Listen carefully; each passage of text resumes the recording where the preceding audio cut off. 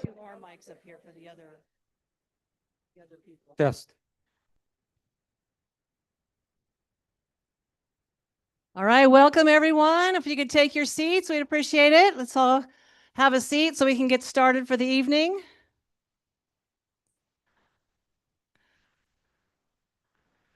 Come on in.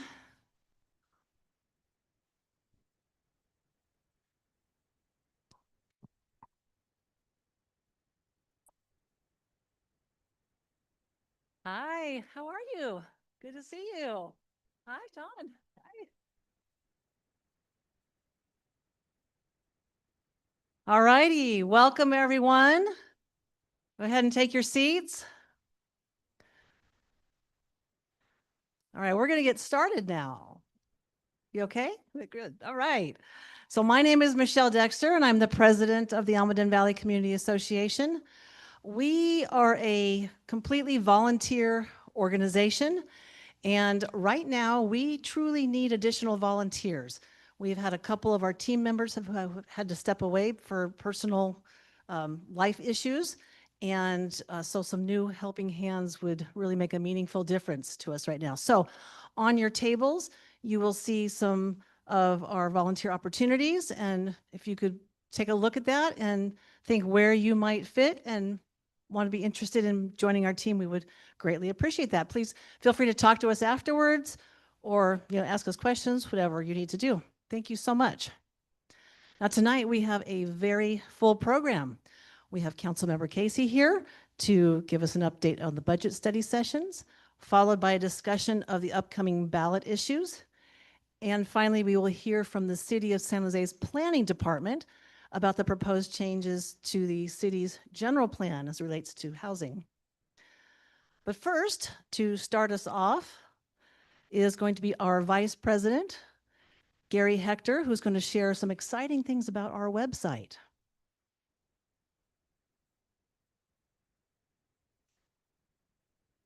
Yes, he's going to have the slide. Waiting a moment to get some slides, but basically over the last few months, we have been revamping our website and trying to make it into something that is useful to all of you and useful to us as well as we plan our programs. So we've been going out and scraping all of the information off of all of the agendas from the major meetings in Santa Clara County and the city of San Jose,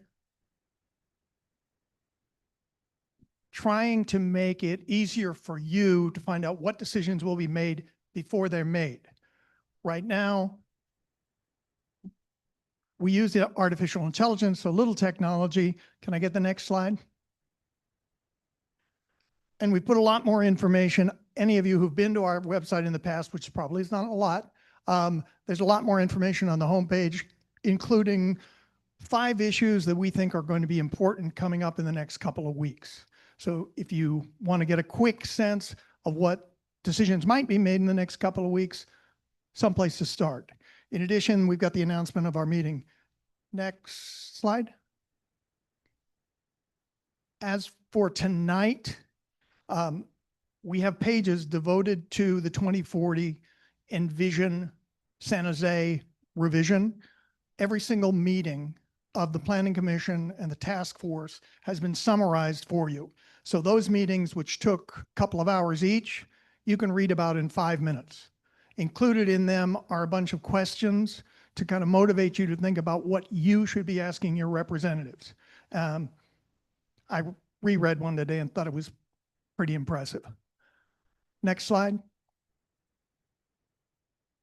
The other place where we put together a number of deep dives is on the process of the budget for San Jose and Santa Clara County. We have separate deep dives that explain what the process is and what the deadline is. And then we have deep dives that explain how the changes that are being proposed in the budget will impact Almaden Valley. We're not aware of any place else in Santa Clara County, in the Bay Area, where you can get this kind of information before the votes are taken. So we're hoping that it will be useful, and we're looking forward to some of you joining us as members. Last slide. There's a 7-day free trial available, so you can come take a look at it if you're not ready to become a member and spend $20. so you can take a look. Thanks so much.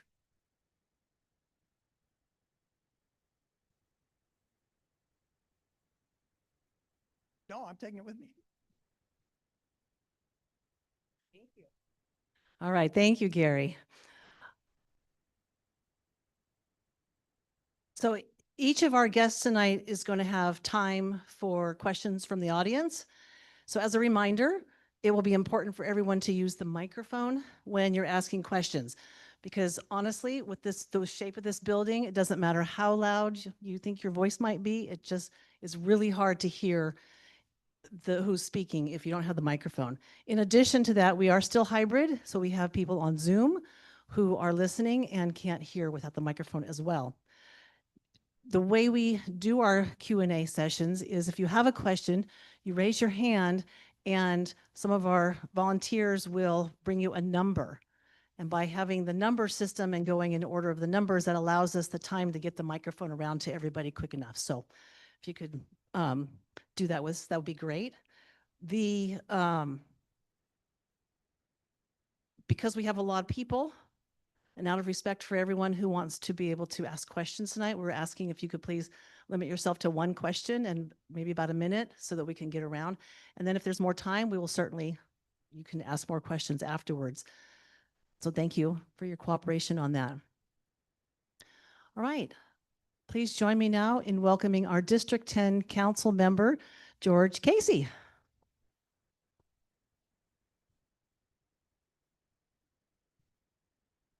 Thank you, Michelle. Thank you to the AVCA. I think we've got the best organization in San Jose. Every month they have these types of informative meetings. When I was a candidate running all the way up until now, I've been involved, and it's a great organization. It's great to see so many faces here, so many familiar faces. I'm going to be brief because you got a full slate. I'm not the star of the show. We're going through our budget situation right now. We're at a deficit, 50 million plus deficit. We just had a 6-hour budget proposal meeting today. Not much good news there in terms of where the budget's at. It's at roughly 50 million. The only other item since I last spoke to you guys that would be D10 specific is that we had a builder's remedy project finally come to council and get approved. That's the Blossom Hill and Blossom Hill and Camden development, the Cinnabar development. It's roughly 110 or 107 townhomes that'll be developed there. We have another builder's remedy project, another school that's also being converted. It's the Glider project over by Santa Teresa High School. Similar situation, but it's working its way through the process. With that, I'll open up to a couple of questions if anyone has any. Sandra. There was a study done earlier by the city saying they needed at least 3 additional fire stations. And one of the budget cuts is the termination of one of those stations. And I'm not sure what the status is of the other 2. Your thoughts, please. So they were passed, there were Measure T funds that were spent or supposed to be spent. They're not canceled, they're just postponed given the budget situation. So they've just been pushed out a year or so, but they're still slated to come online, just not at the moment. Not good news, but. Yes, sir. Can you talk a little bit about the city manager recently cutting funding to police and fire? So part of the city manager's ideology, rationale is that all departments would be cutting to some degree. Now, there is a roughly $11 million cut that I'm against. My preference would be never to cut any of public safety.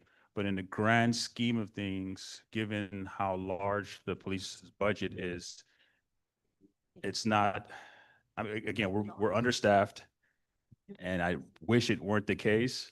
But I think roughly 11 million is what we're cutting. But offhand, I can't tell you, but I think it's a $600 million police budget, roughly in that range. So proportionally speaking, percentage speaking, it's not that significant. But every dollar counts, and it'd be my preference not to cut a nickel if I could. Hey, oh, okay. Got a tough one for you, George. Uh-oh. It seems like every year we're in this boat. We're looking for funds from here and there, and we're always understaffed. Right. What are we doing to stop this cycle? What are we doing to increase the revenue, particularly the tax revenue? We talk about it year after year after year, Yeah. but what's happening so we get out of this cycle of always having to cut back in the fall?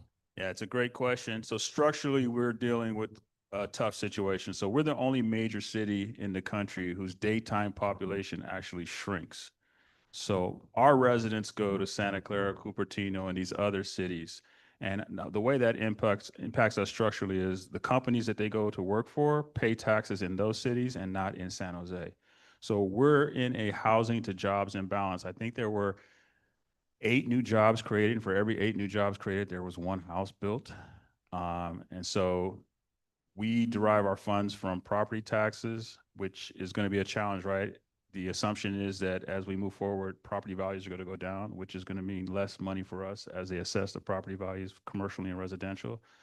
So I think unless and until we can get more businesses to come and locate in San Jose, so our economic development plan needs to be more robust. We need to be more aggressive. We need to be getting out there and selling San Jose. I don't know if you guys see it every once in a while. I'll see commercials about come to Michigan, come here, come there. We're not selling San Jose. And I think it's the best place in the country to be. We have a downtown that's wide open and ready. We have the most affluent and educated population in the country. But we don't do a good enough job of selling San Jose and bringing businesses to San Jose. And that's also going to require incentives. And so we have some folks in the city or on the council that may not be as open to that. But I think we need to do a much better job of bringing more businesses to San Jose that are going to pay to that tax base that we need. And until that happens, until we're not so jobs and housing imbalanced, we're going to continue to deal with these structural challenges. But it's the billion-dollar question. Yeah. Yes, sir. Yes, sir. Yes, ma'am. I'm next. Sorry about that. No, we talk about the shortage of police. On the way here, over at AutoZone at Branham and Almaden, there were 10 squad cars. I don't know what they were there for, but I lost count at 10. And it seems as if when there's like kind of a non-crime, the entire police department shows up, right? But when, there's a crime that's happening to you, they show up maybe or not at all. So their response times are bad. And I've been hearing this thing about their response times and short staffing since the 80s when they were fully staffed, supposedly, Yeah. right? So I want to know, I want to say to the politicians and the San Jose Police Department that I am personally tired of their excuses. And $600 million combined with fire, $1 billion. Does anyone here feel they're getting $1 billion worth of police and fire service? Take a look how many burned out buildings there are. And you go look over on Hillsdale. This isn't in your district, by the way. Your district is run good, George. I wish I lived in your district. You're a great guy. Thank you. I'm in the Pam Foley, what I like to call D9 or Detroit 9. It's so terrible. Okay. So everyone, if you're living in his district, you're lucky. If you're living in my district, maybe some of you are here, you're very unlucky. But George, thank you for listening. And you probably are tired of hearing this over and over again, but No, thank you. I appreciate the sentiment. And I remember you actually came to council and spoke, I think a week or two ago, right? Yeah. So couple of points. We're at 977 police officers that are actually street ready and can go out there. We're 1 million people roughly. We're 181 square miles. So it's a challenging proposition. So back when we had 1,400 or 1,500 police officers when we were at our full capacity, to your point, the argument was that given our population and the size of our city, we were still understaffed then. But after the pension debate and change, we lost a number of police officers. So we need roughly 2,000 police officers, truth be told, and we don't have them. And one of the challenges is, whereas in the past we would get 5,000, 10,000 people coming out for the academy, we don't get that same number. The numbers are going up now, but the George Floyd and the defund the police nonsense that happened really changed the career and the profession or at least dim the shine of the profession on a lot of young folks. But I appreciate your frustration. We do have the title as safest big city in the nation. And I think relative to some of these other cities, we're doing a pretty good job with the number of officers we have. But I understand and I hear your frustration. We can always get better. I'd like to have 400 or 500 more police officers on the force. One of the ways that we see it even here in D10 is Almaden Expressway and Santa Teresa. They're like the Autobahn. People are just flying up and down the streets. And a lot of that has to do with no visual deterrent. They don't see police officers. You don't see police officers. No real reason to slow down. So our quality of life is impacted. We can always do better. We need more police officers. But I appreciate and understand the frustration. Yeah. Yeah.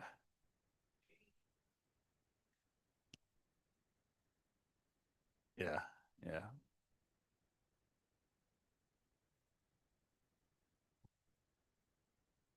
Yeah. Yeah. Yeah. I hear you and I appreciate it. Yeah. Oh, yes, ma'am.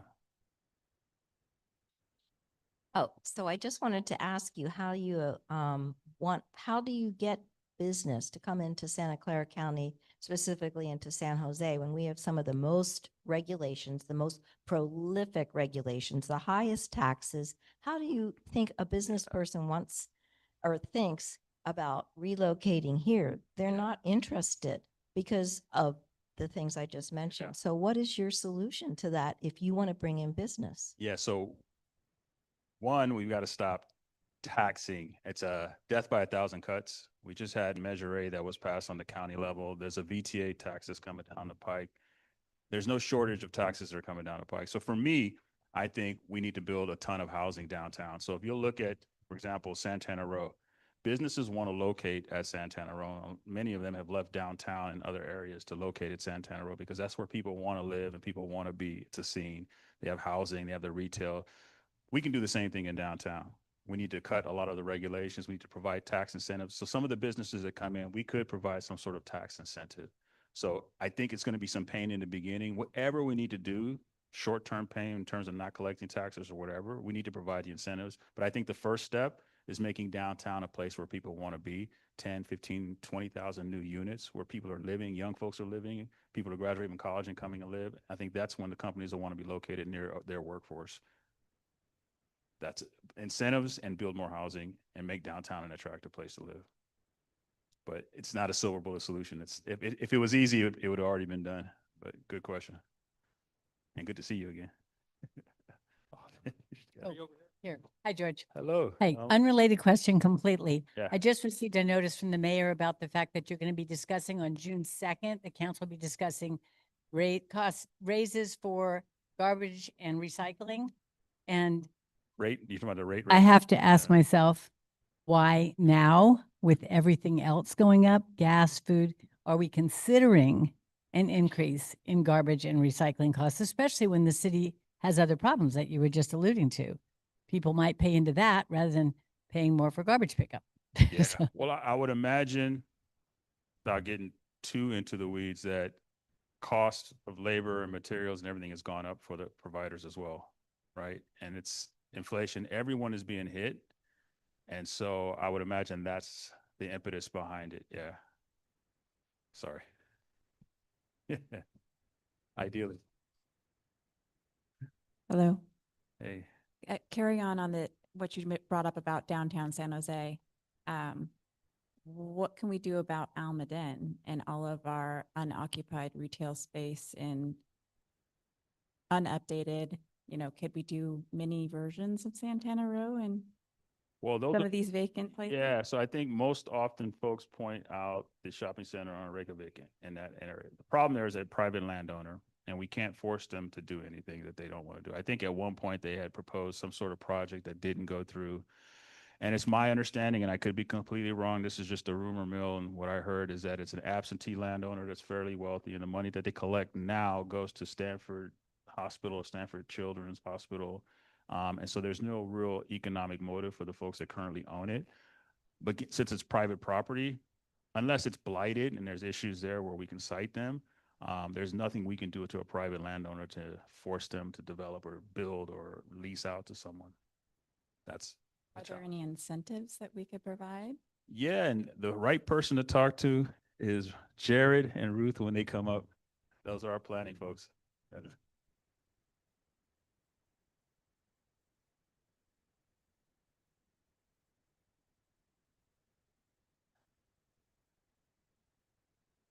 On my next? I think so, yeah. Okay. Yeah, I was concerned about, I know that we concerned about on Santa Teresa, near Bernal, where we got these data centers. And I would prefer to see them to be housing, or better than that, some region that's generating tax for us. Maybe it's a business.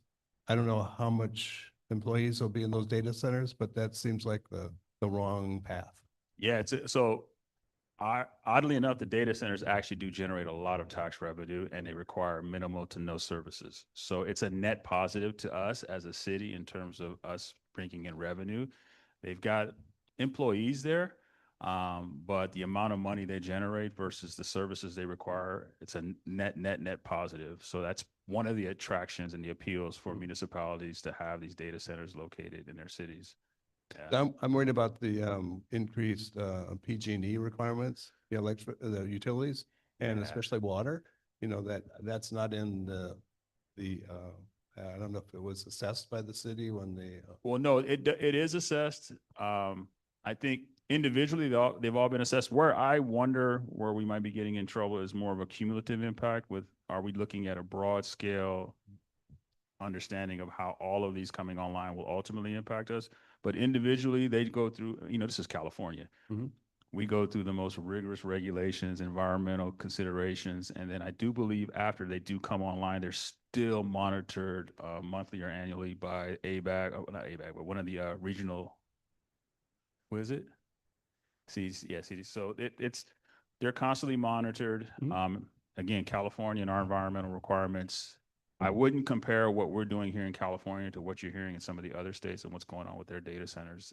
It's not an apples to apples comparison. I'm just concerned that they're competing for the water and the utilities that we. Well, the utilities Ours part, are pretty expensive. yeah, so we've got new power coming Okay. from down south of San Jose into the Metcalf and then also up north. So we've got more power coming, and we just went through a large negotiation with PG&E in order for them, because there was a threat by San Jose to take over our own municipal power, to be a municipal power provider. Mhm. And based on that threat, as probably improbable as it was, PG&E did come to the table and we did negotiate some terms. So in theory, we're supposed to have more power and this won't impact it, but it's my thought that our energy grid is probably not up to date.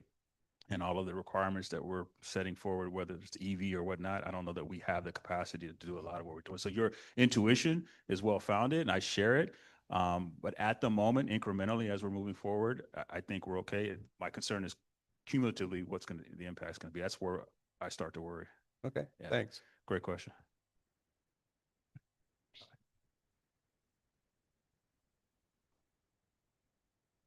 Hi, George. Thanks for coming out. I want to address the the latest extremist high density housing scheme. And specifically, I want to push back on the design of several of these. The progressive thing is, and no parking spaces, right? And I know that's not you, but Yeah. but I want to push that. I want you please to push that back to the zoning department and stuff. It's not just this spoiled affluent guy talking right now, which, okay, people can call me that, fine. They can call me privileged too, but I see a trend because I'm an old guy and I analyze things, right? And architecture has consequences, right? And you go like Chicago O Block, there's a lot of reasons why they had the violence there, but part of it is actually parking.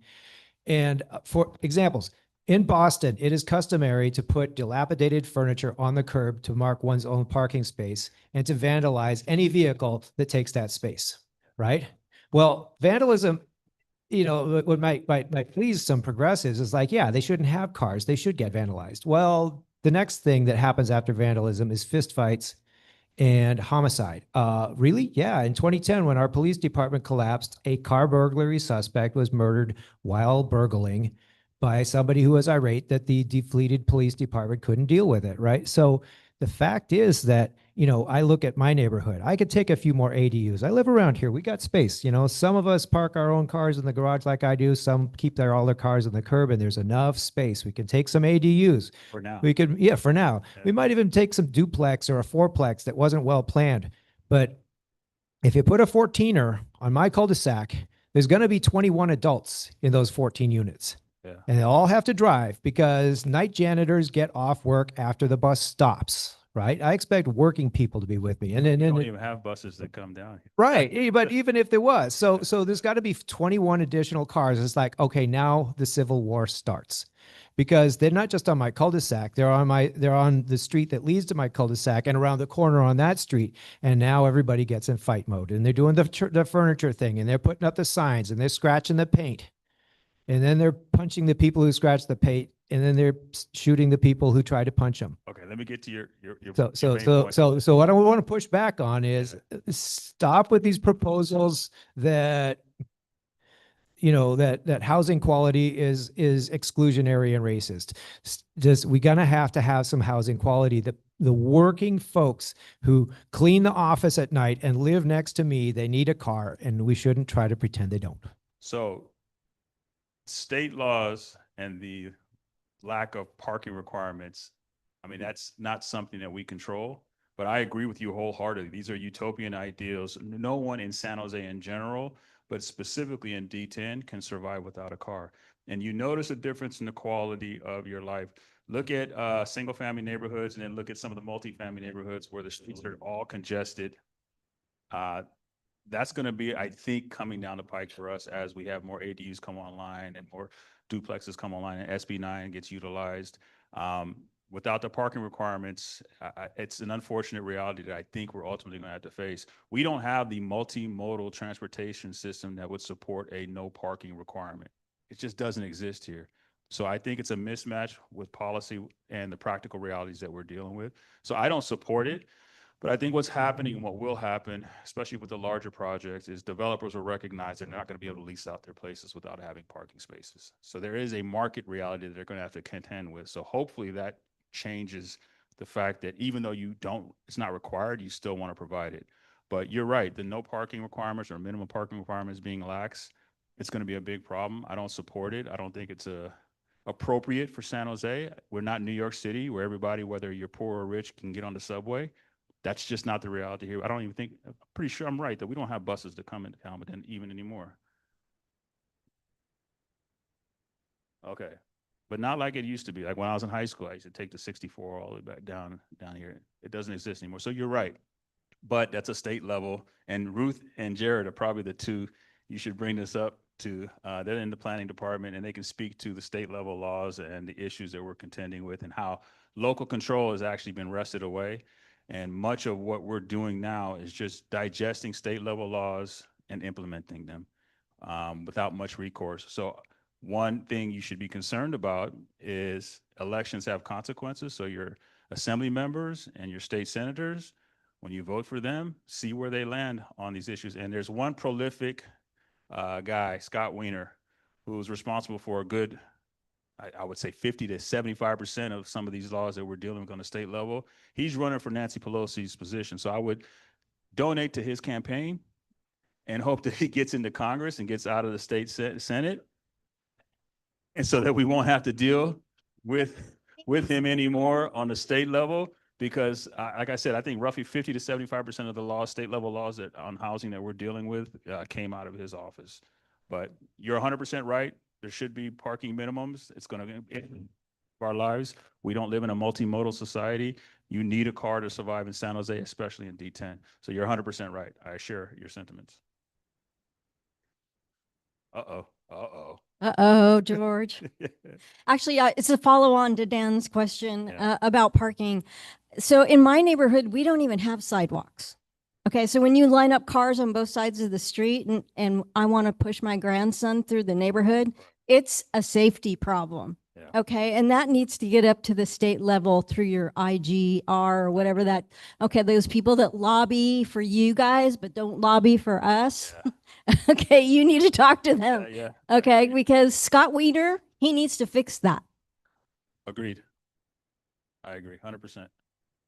But I think what happens too, though, in particularly areas that used to be county, they don't have, as developments happen, the city generally requires them to start putting sidewalks in, right? But I prefer it the way it is now. I like the way it is, especially without that many cars. I think there's something great about that neighborhood, the country club area where you can just walk and have the wider streets. I think putting sidewalks will eat into the streets.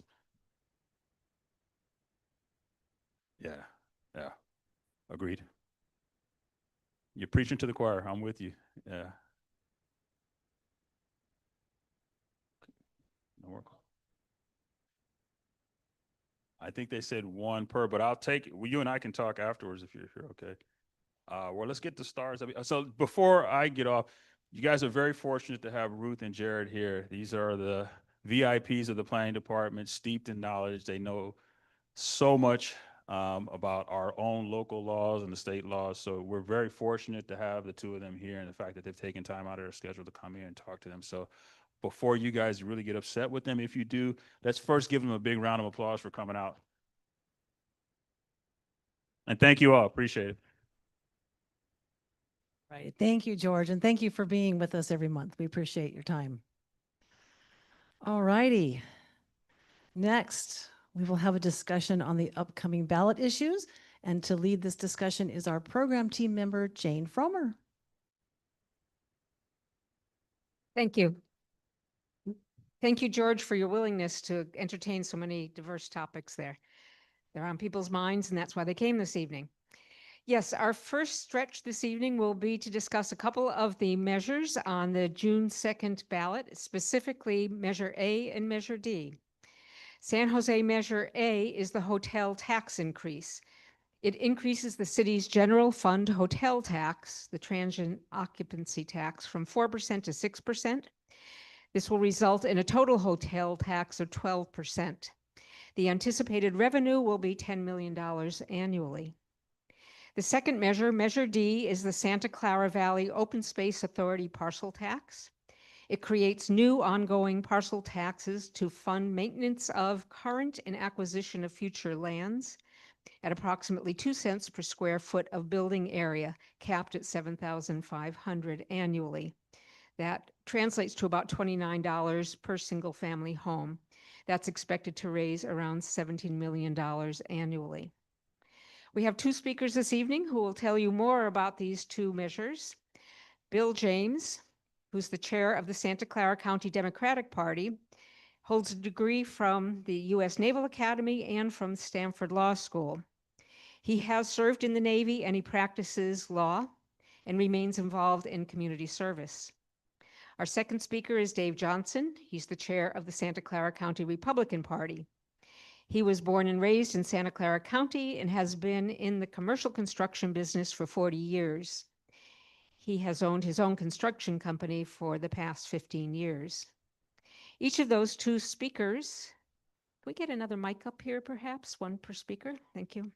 Each of those speakers will address each measure for 2 minutes apiece.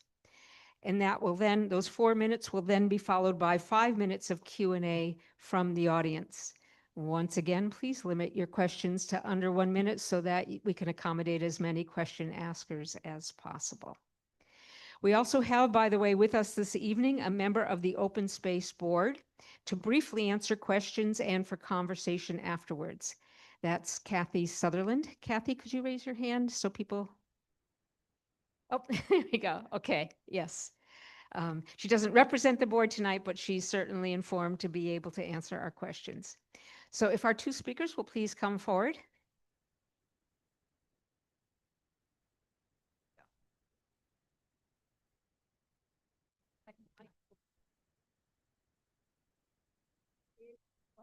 Stop. 2 minutes on the hotel tax. Hotel tax. Hello, sir. I did. Nice to see you again. Okay, hotel tax. Well, there's a couple things. First, I looked up, just for entertainment purposes, what the city of San Jose's budget was pre-COVID, 2019. The city budget was $1,600,000,000. Residents at that time with all due respect to George, who's now outside, so I'm going to say it real clear. We had roughly 1,030,000 residents.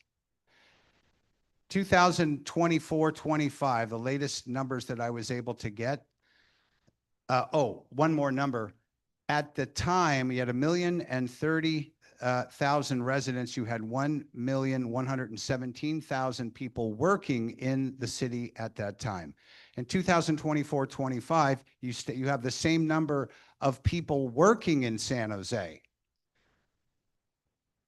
The city of San Jose's population is 977,000. So you've lost 3% of the population. But in that same time, the budget of the city has gone from 1.6 billion to 2.2 billion. Now, as we've talked about, and George is really great in answering the questions, the problem that you have is that you're driving out residents and you're driving out businesses, and there has to be some sort of an economic plan to get the businesses to come back to San Jose. And until that happens, number one, and number two, until there's transparency in where that money went, that $600 million increase, while we have less people, less fire and police services, that has to be addressed before I would say vote yes on that. In other words, what I'm saying is, with regard to a hotel tax, no thank you. Thank you, Dave. So there's no doubt that things cost more now than they used to. That affordability thing is real pain. Governments are certainly experiencing that, and that the governments have taken on a lot of new responsibilities in the COVID and post-COVID era. Some of those things are ongoing and have a long tail. So the question is, which services do you want to cut? Council member was here. He and his colleagues were unanimous in putting this measure on the ballot. All of them voted for it. It's a modest increase that would leave the city's hotel tax lower than the other markets where conventions and such could be held. So San Jose will continue to be competitive in that regard, and it's just nicer than most of the other cities to begin with, and safer, and all the reasons that folks would still come to San Jose. I think that the council members feel it's a reasonable increase. It keeps San Jose lower than comparable communities, and it avoids having to make steep cuts to services because nobody likes paying the taxes. The problem is, though, that nobody likes to identify the exact services they would cut, or when they do, it's kind of the other person's service. So the city council is making cuts to services to meet the budget gap. This would increase, modest increase that they were all unanimous in proposing. And our Democratic Party joined a bunch of bodies in supporting it. So I would say I would urge a yes vote. So. Yes.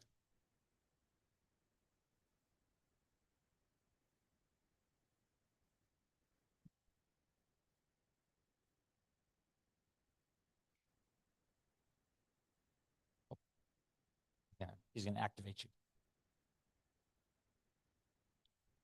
Hello? So what I want to know is, how will this tax, if it's implemented, compare to what Santa Clara hotel tax are, or Palo Alto's tax are, not what Las Vegas's are or whatever? Yeah. Okay. So do you have some data on that? Are we pricing ourselves? So those are, market? yeah, thank you. Those are very small markets. I don't know what their hotel taxes are. They're pretty nice hotels in Palo Alto and pretty high taxes. So I would think in their case, they're comparable. But those places can't hold conventions as big as San Jose is, and they don't have the same kind of sporting events that San Jose does. And so,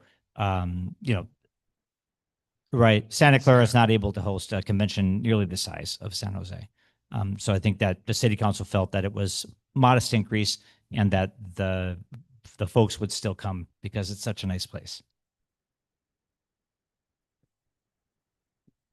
Just to follow up on that, and I'll say it, Bill, you'll hear me say it 100 times. If you have an open space parcel tax, which we'll talk about shortly, a hotel tax, that doesn't affect me. I don't live in San Jose. And what else is going to, then we're going to have a transit tax for a transit system that doesn't work, that loses money. I think that we're all heading in the wrong direction if we concede to endless taxes. It's not sustainable. We have to be able to tighten the belt and use the money that we have. Thank you. Thank you. I voted no, by the way. And I urge everybody else to vote no.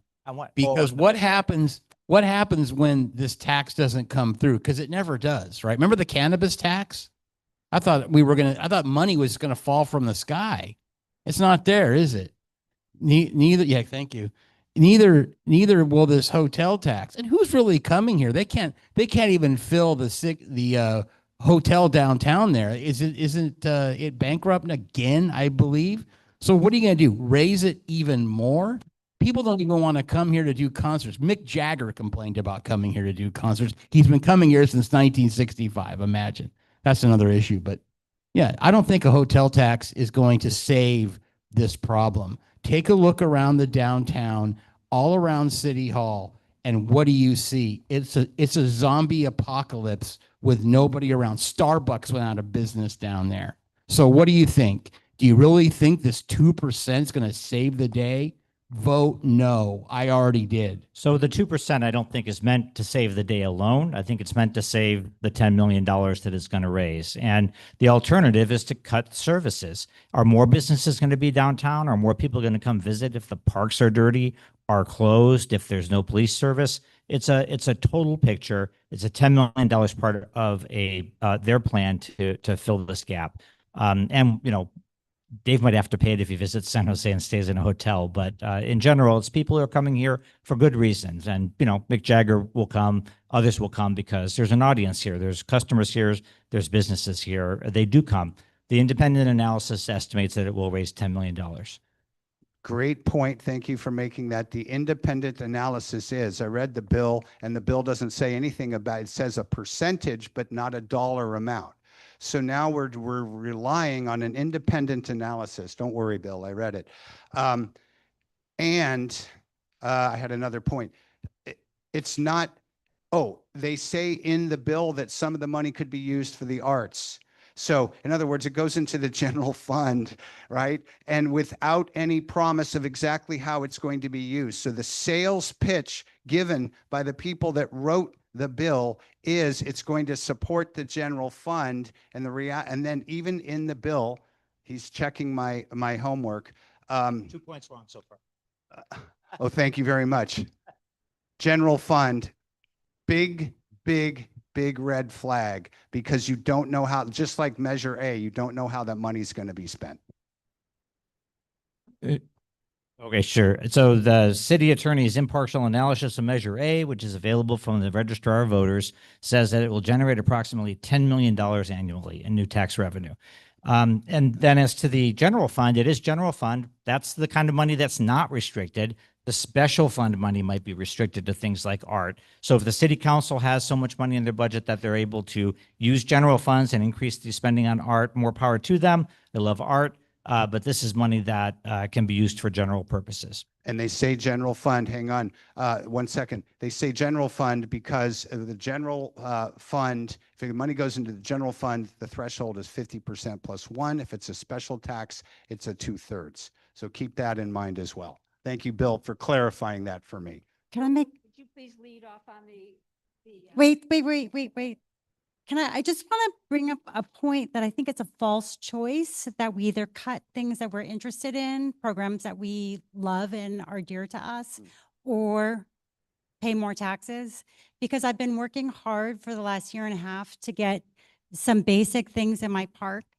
And I've been told that to get a bench, one bench is $6,000 to $9,000. And it has to do with the way the city contracts with preferred vendors. And those preferred vendors charge extraordinary amounts. We have a piece of playground equipment that's going to cost $25,000 to fix. Just string up some cable. So I am kind of curious about the $600 million difference between what the budget was and what it is now. And then these ideas that we have to give up things that are meaningful to us or pay more taxes. They're also, because there's no parking at the new building, the new apartment building in downtown San Jose, they only filled the apartment building to the extent that they had parking spaces. And now the city is going to subsidize the open apartments to get more people to move in there. So I was hoping capitalism, which I've been, forced to deal with, would bring the prices down. If people don't want to live there because the apartments are too expensive and they don't have a parking space, then those owners should bring the cost of renting them down. But instead, the city's going to subsidize open apartments. So it's a false choice that I have to give up things in my park or pay more taxes when the city is spending the money that way. You make a good point. Okay, so she asked us if we were okay moving on. I'm not, since Dave wanted to validate that. The park bench, I don't know the details about that. Talk to George, he's still outside. Tell him that park benches should be less expensive. The cables on the playground, I'd want my kids on the good cables. I'd hope that the city would have nice parks. And so it's investment. You would in your home. But they're In your preferred- home, you would build a roof. I'm sorry? In your home, you would put a new roof if you had a leaky roof, and you wouldn't get an inexpensive one. You're shaking your head, but I'm sure that's the choice one would make.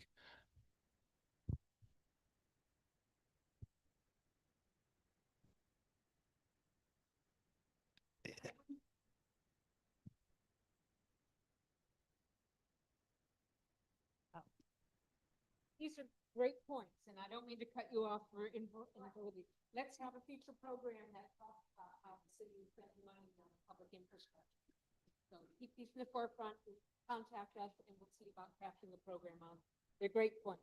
One last. I just have one comment of something I read online here that says, even though the tax is 10%, with all the other assessments on top of it, it's going to bring the effective burden to the hotels 14.5 to 15.1%, because it's not just a tax increase. There's all kinds of other assessments on top of that. Now, that is getting to the point where it's very burdensome for a business to pay a 15% tax.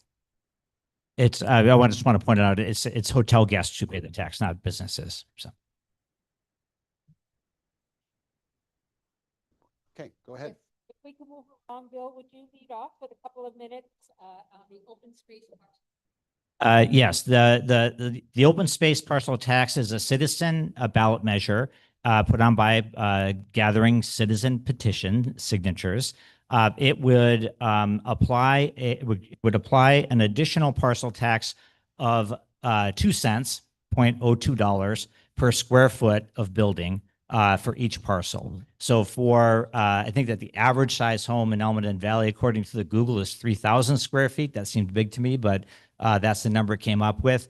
That would be $60 in the course of a year, $5 a month, a latte basically to have this fabulous open space. There is an additional amount that was approved by Measure T, or I think it was Measure T in 2020. That's a $24 flat fee per parcel. So this tax is meant to be progressive based on the size and amount of development on a parcel. So a 100,000 square foot apartment complex would have a different fee than your home would have. In the time since in the last 10 years, the Open Space Authority has increased its property under management from 12,000 acres to 30,000 acres, so more than doubled.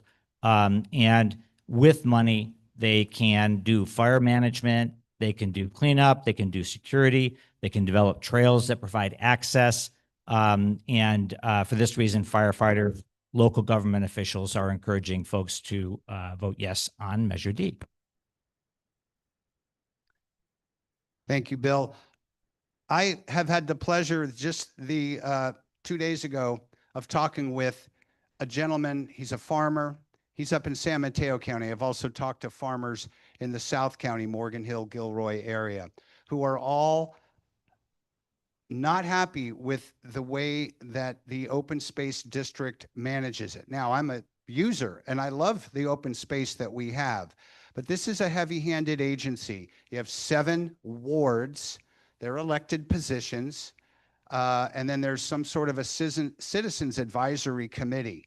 How those citizens get onto that committee has not been clear, not clear at all. The open space district, there's two divisions. One purchases property and then effectively they sell it to another property. What they're doing, according to the farmers, is they are running the farmers out. Now, I'm a conservative and the farmers are all conservatives and they're losing their land. Oh, we just want to put a trail in. Oh, we just want to manage the three-winged butterfly. And this micromanaging of open space, remember, this is the Valley of Heart's Delight. The farmer told me the other day, you know what we do to graze cattle? We grow grass. Okay, it's very simple. They grow grass. When you cut a trail through somebody's ranch land that they've had in the family for 200 years, they have to put up fences at their own cost. It doesn't pass the smell test, and I don't want to give any more of my money. We've got plenty of open space. So Kathy's here and can speak to the details of the functioning of the Space Authority. In general, this is what happens. An outside organization like POST, the Peninsula Open Space Trust, raises money in privately, uses that money not to kick farmers off land, but to pay them to buy their land. They pay them and buy their land, but POST is an acquirer of the land, so they actually give it to the Open Space Authority. That's how they've ended up with 30,000 acres. Space Authority manages that land to preserve it as open space. If you drive up 280 from really from all the way up to San Francisco, there's beautiful open space in that area. It provides great vistas. It protects the water source. It protects the communities on the bayside from fire. And it takes the foresight of generations that are making the kind of decisions we're making today and in the course of this election to preserve those spaces. Think about fabulous spaces. Think about Yosemite and Sequoia and all of the federal forest land. The previous generations made good decisions that valued and recognized the importance of these open spaces to in the rest of the areas that we do occupy. So the farmers are, they're not doing ranching and farming as much as in the past. Everybody knows that generationally, younger generations often don't want to go into that business. It's not as economical. Big companies are taking it over. And when that occurs, the question is, do you build a rock quarry or housing, or do you preserve it as open space and put those other activities in areas that are not open space? And so the Open Space Authority manages that on a shoestring budget. It's a relatively small amount of money, and basically are asking to increase it to keep up with the increased burden that the community has put on them by managing additional land. By the way, I think the flyers that are on the table point out that for every $1 in tax money that the Open Space Authority spends, they go out and find $3 in grants to amplify. It's an amplification effect. Let's see if this is better. Of our investment, and the open space is beautiful and it surrounds the Almaden Valley areas. Are there questions? Oh. Yes, but no. Some of the money gets spent on going onto properties and checking for this species or that species, some of which have been eliminated. And according to the farmers, again, I talked to them directly, the president of the Farmers Association, and some of his constituents have problems with lions, mountain lions, eating their cattle. The Open Space District is supposed to reimburse them for every head that they lose, and they don't get reimbursed. And then when they complain, the Open Space District raises the amount of money that it's going to cost them to lease or rent the land, forcing them out. I say no. Thank you. Are there questions? I see one here and there.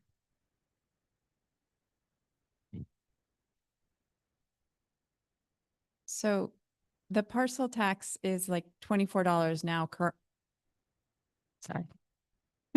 So we're already paying $24 on our parcel tax, and this is now $60 more.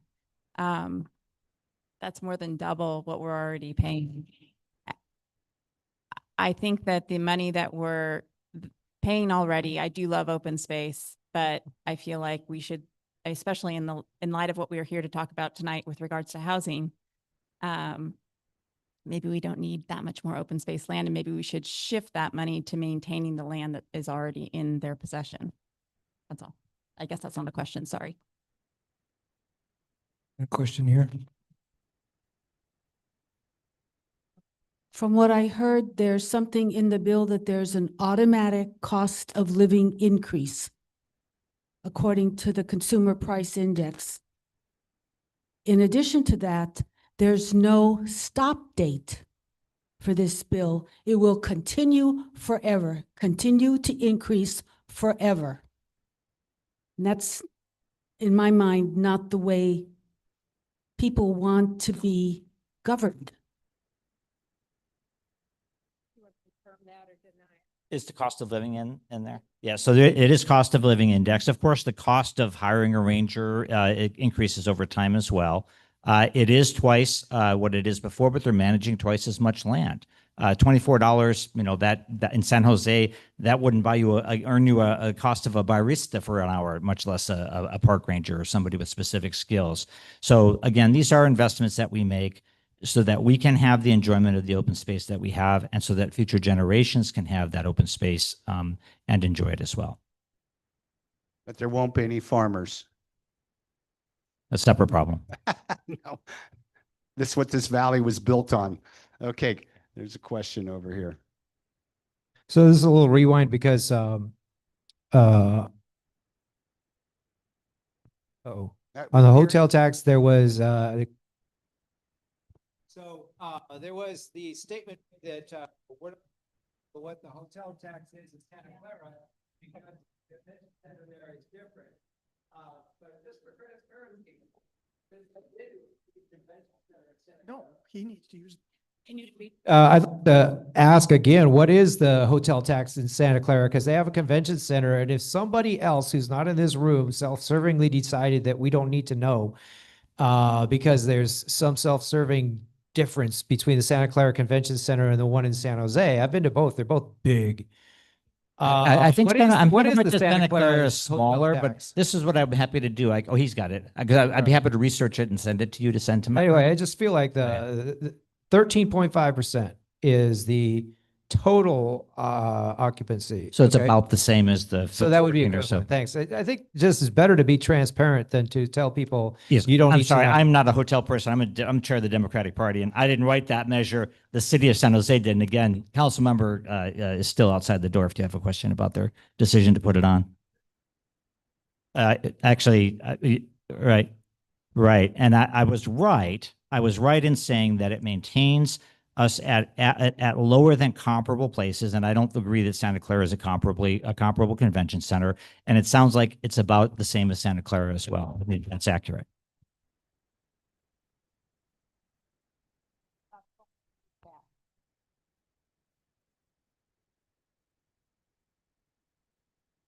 Do we really need another tax? And it just keeps rising and rising. Like she says, it's forever. And it's going to keep going up, up, and up. And you told me that there's no shortage of farmers. You don't want to deplete your farmland. I mean, look at civilizations that have disappeared. That's what they did. They depleted their farmland. I didn't say there wasn't, that there was no, yeah. I just heard you say it. Oh, there's never a problem with a shortage of farmers, right? There is. And just look at what the food prices are now. Can you imagine when the open spaces take over? What are you going to eat? Trails? Fence posts? What are you going to eat? Signs? Does a park ranger, does he farm any food? You need another park ranger like you need another hole in the head. You don't need any more taxes on anything. But that's the California Democratic Party. You'll probably be voting for Wiener, guaranteed, if you live in San Francisco. Okay, thank you for the personal nature of that attack. I appreciate that. Gary from the organization asked me to address the vector control thing. Can I do that in 2 seconds? No?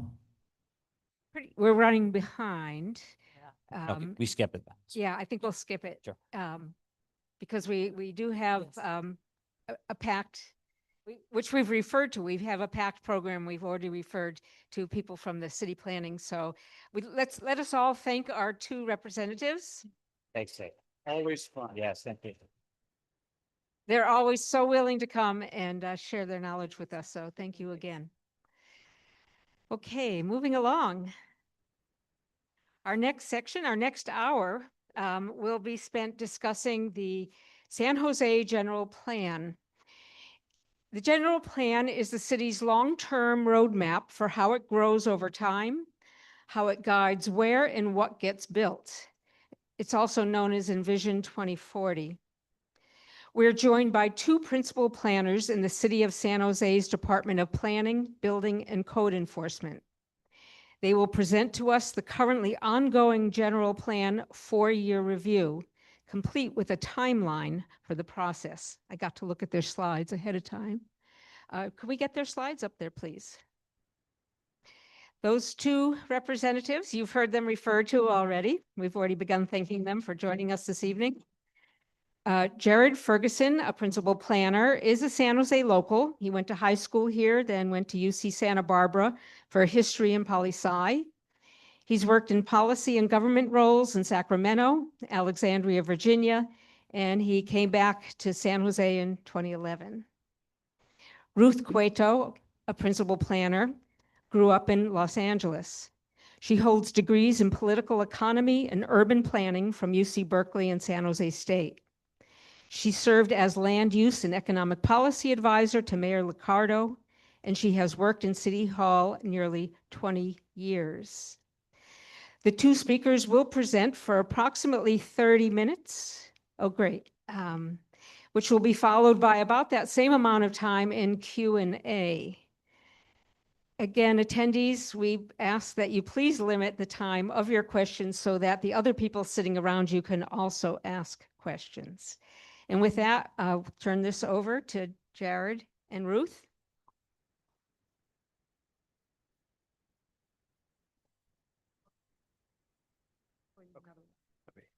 Thank you.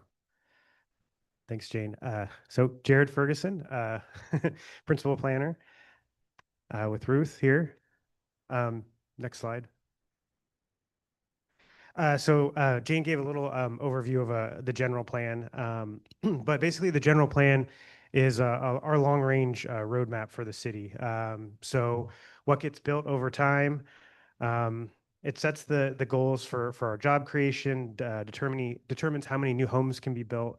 So our current general plan was approved in 2011. And so it set a goal of, or plan for capacity for up to 120,000 new housing units by 2040.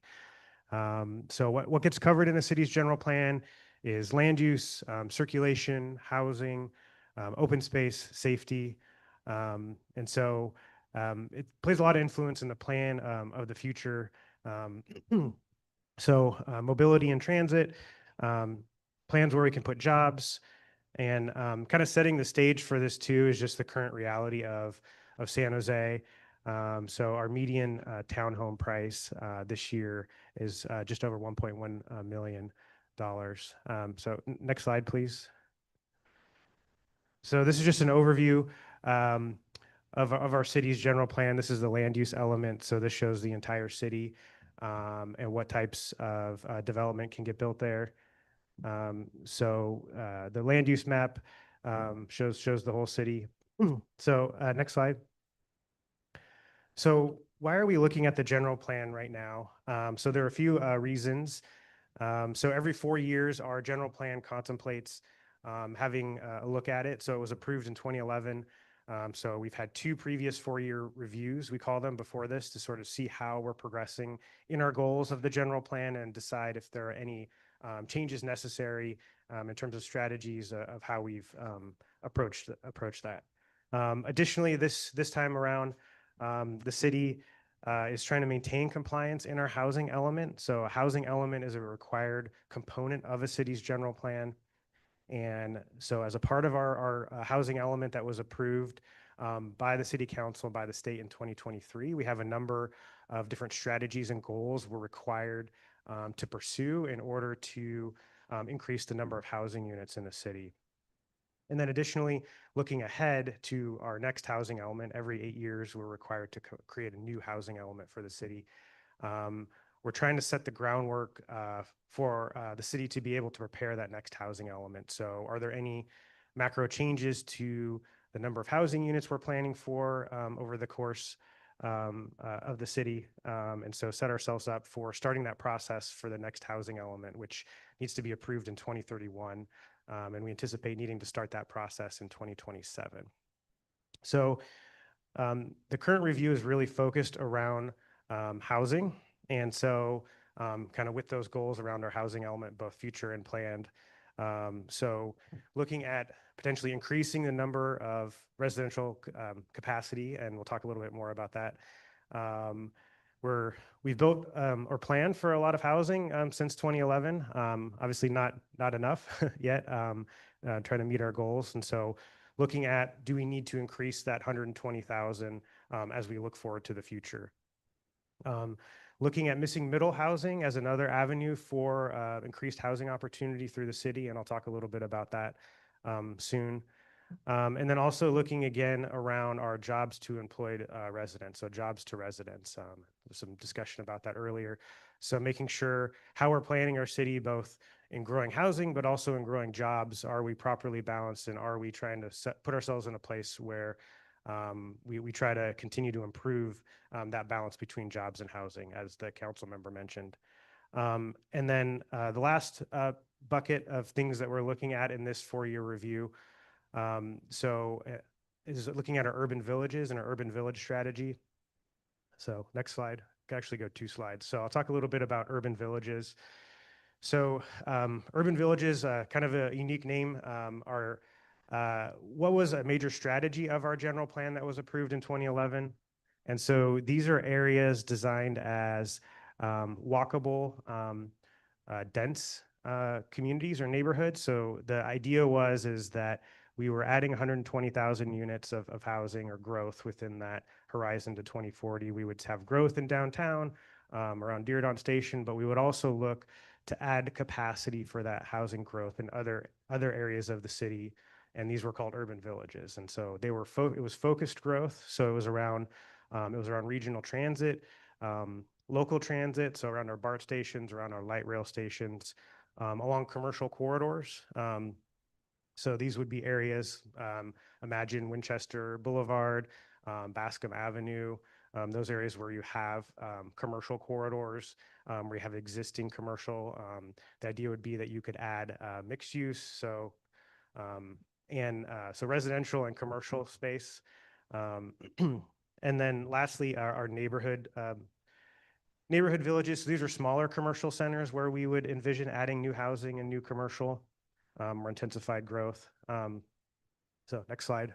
So that was planned in 2011. So the general plan identified 62 of those urban villages throughout the city. Since 2011, we've planned for 16 of those villages. So the idea or concept in the urban village strategy is that each of those villages would have a community-based process where we would create an individual plan for those villages that would guide how the village was developed. It would change the land use over from the commercial to the mixed use or residential. And it would also be an opportunity to engage that local neighborhood to see what is important in that area, look at what open space might be required or necessary, look at transportation and circulation in that area to see what improvements could be made. So we still have 46 villages that are unplanned. And so as a part of this process, our task is trying to think of ways in which we can speed up the process to get through those 46. So some of the proposals that we're thinking through in this, both to try to speed up, but also to continue to engage the community in those areas where those villages are planned for. So some of the proposals or strategies that we're thinking of is combining some of the areas together. So in cases where we have villages that might have a shared transit line, so maybe there are multiple villages along a light rail line, planning those villages as one area and one plan versus doing, so say instead of doing 4, do one village plan. To look at streamlining the process through simplifying the planning document that we do. So while also still engaging the community as well. And so the effect of those proposals, next slide, would be that we would go down from those over 40 individual processes to around 15. So we've combined some of those station areas together where we have 17 to go to 6. We still have some commercial centers that would need an individual plan. And so there's 8 of those. And then those neighborhood villages that I mentioned, the proposal is to do those together as one. I think that there are many of them that we feel like are unlikely that there are necessarily good sites for housing, that they probably should have some commercial space remain, their neighborhood serving commercial centers. But there could be some individual changes to sites that could potentially allow for housing. And so the effect is to lower the number of processes from 42 to 15. Next slide. So the next section is on missing middle housing. Next slide. So first, just a quick overview. So missing middle housing, when we're talking about missing middle housing, the terminology middle is really around that medium density. So generally it's called missing because a lot of times in cities, and this is the case in San Jose as well, you have disparity kind of between mid and high rise housing to lower density single family. So these are a variety of different building types. It could be, smaller bungalows, duplexes, triplexes, fourplexes, townhomes. And so what we're really talking about is like 2 to 20 units in that range.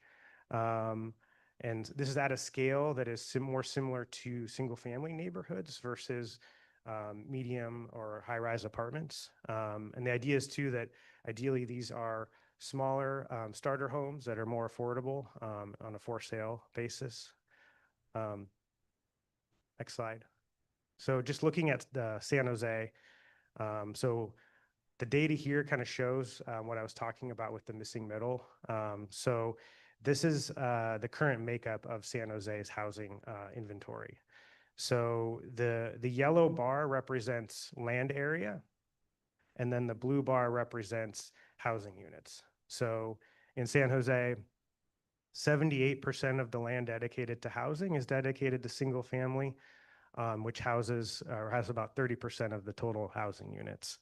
And then on the other end, so 17% of the land is dedicated to the larger, higher density housing, so 20 plus units, and that houses or has 66% of the total housing units. So you can see those middle, the 2, 3, 4 family, 5 to 10 units, 11 to 20 units. That's what we're talking about when we're talking about the missing middle.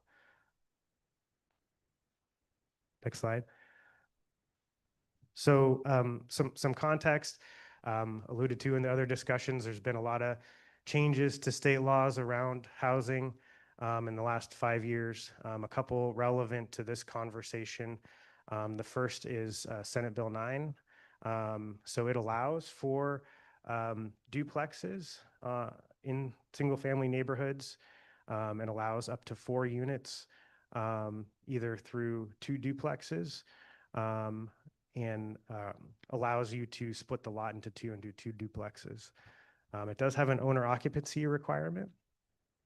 And then additionally, in July, there was another change, Senate Bill 1123, and it allows up to 10 units on vacant or underutilized single family lots and does require the subdivision as well. Next slide. So one of the strategies in our housing element was to consider allowing 4 to 10 units on sites throughout the city in San Jose, including in high opportunity areas, and include looking at areas around our urban villages and adjacent to neighborhoods. So part of our housing element, we have to show where we can accommodate housing growth that the state assigns to us. So in our case, we had to show how we had capacity for 62,000 housing units.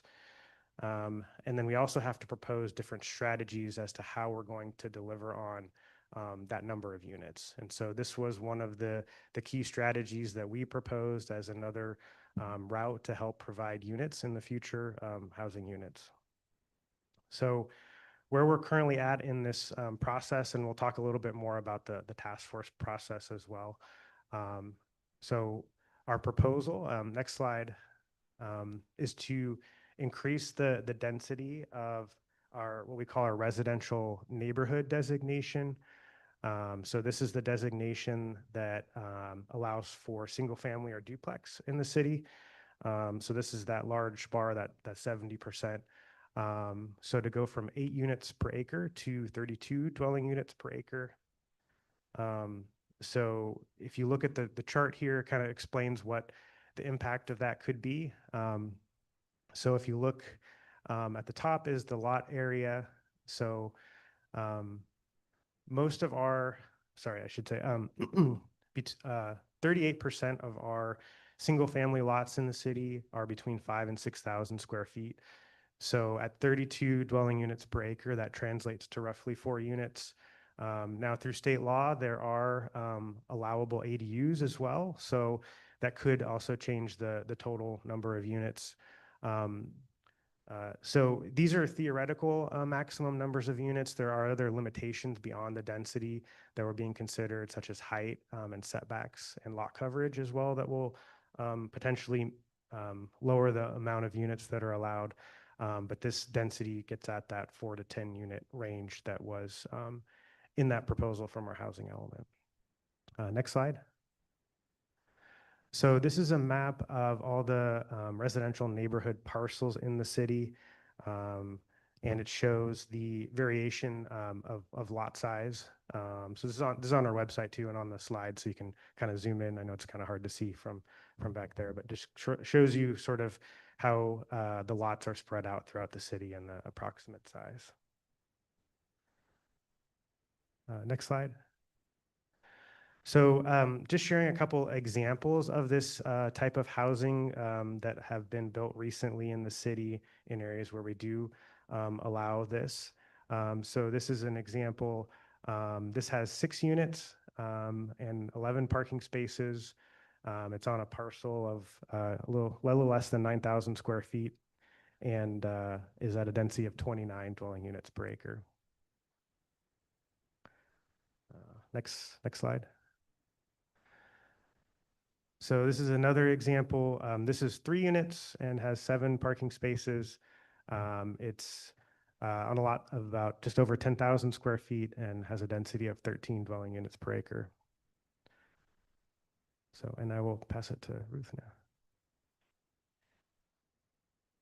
Next slide, please. Thank you. You can advance one more.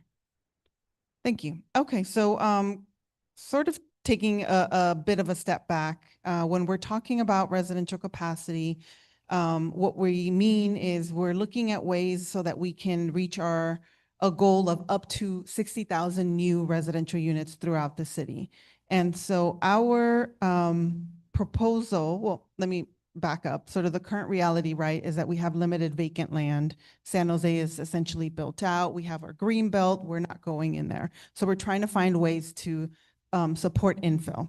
And we're also trying to achieve more affordable units, which Jared talked about a little bit earlier. We didn't talk a lot about this state law, but SB 79 is sort of another, I don't know, monster that's out there that has beginning July of this year, it's a new state law that is permitting so transit-oriented development housing within half a mile of specific light rail stations. And remind me how many we have in San Jose? 56 stations in San Jose.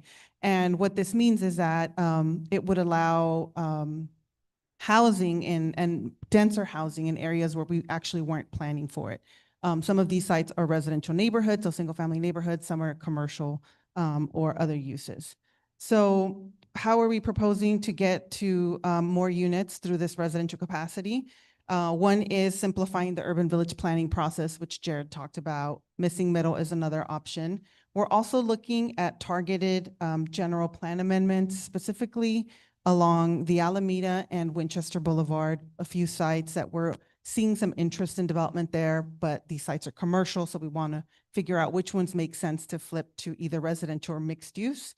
And then also looking to rezone other sites, actually change the general plan and rezone sites that possibly have had housing for maybe 30, 40 years, but for some reason they're designated commercial. So just flipping it back to the existing use in the hope that at some point they would be redeveloped with more units.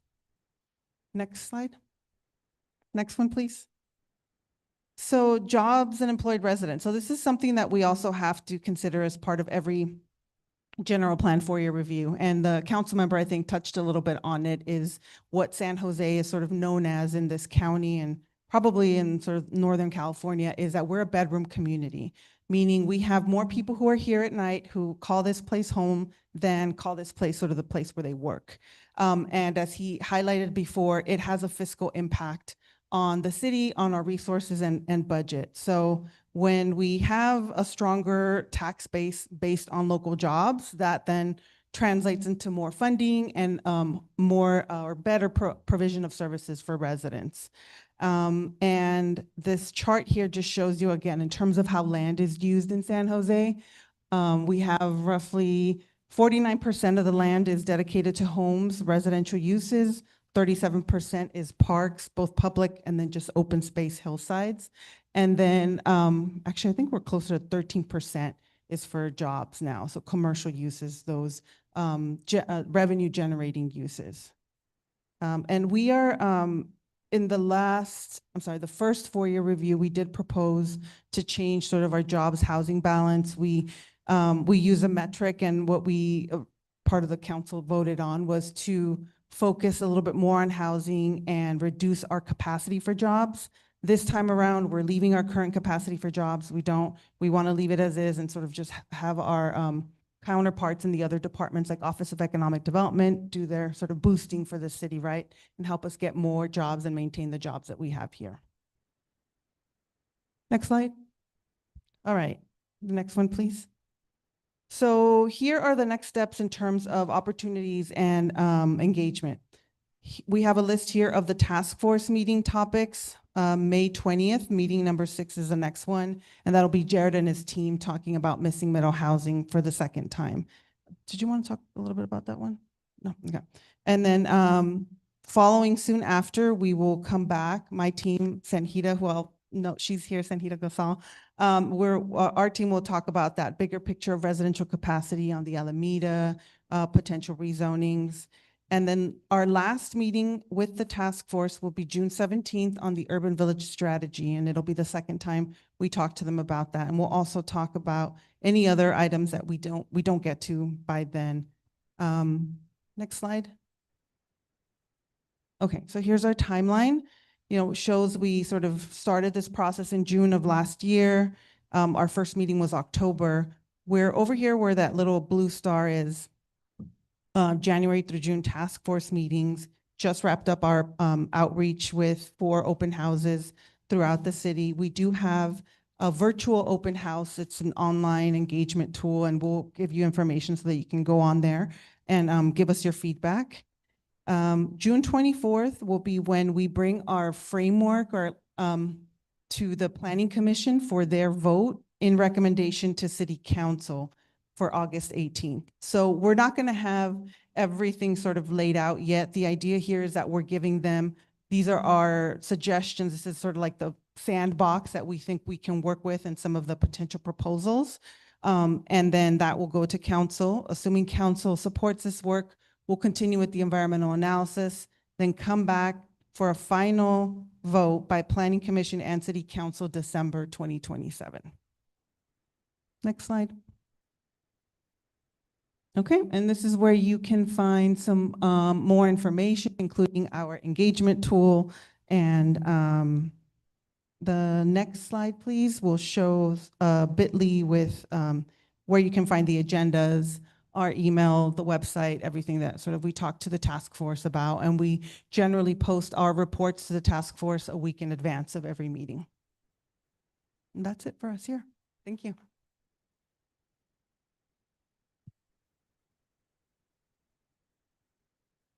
Thank you very much. We're now going to open the floor to questions. Will we be handing out numbers? Yes. So Voss will be passing out numbers for the order that the questions will be asked. And we will have runners with microphones going to each. Again, please keep your questions to under 1 minute. And I'm going to lead off while we pass out numbers, though. You did an excellent job of pointing out to us the potential construction, the potential homes, a lot of numbers in terms of area and locations. I think foremost, and we'll probably hear this in questions, is, are you putting the cart before the horse? Is the infrastructure in place to support these additional residents and traffic and use of resources? You can go ahead and answer that now, or you can just get shored up for the fact that that will probably be a large point on people's minds. I can start. So I thank you for the question. And the way that sort of this process works is that we do bring proposals right now on paper to our task force. And then starting in July, August, we have the environmental review process. And part of that process is for our consultants to consider the potential development, right? If we move forward with this 32 dwelling unit per acre missing middle proposal, they will then evaluate and determine what is the likelihood of X number of homes building X number of units on their property. And that will also, part of that analysis is also going to look at water, sewer, infrastructure. I think they look at not traffic, but transportation, circulation. They'll look at vehicle miles traveled, so how the impacts of the changes would affect people's driving patterns and how many miles traveled people either going to work or coming home would use. So. Okay. Well, thank you. Number one, okay, is back here. I will be setting a timer for 1 minute, and I'll ask our microphone runners to please regain ownership of the microphone at that time.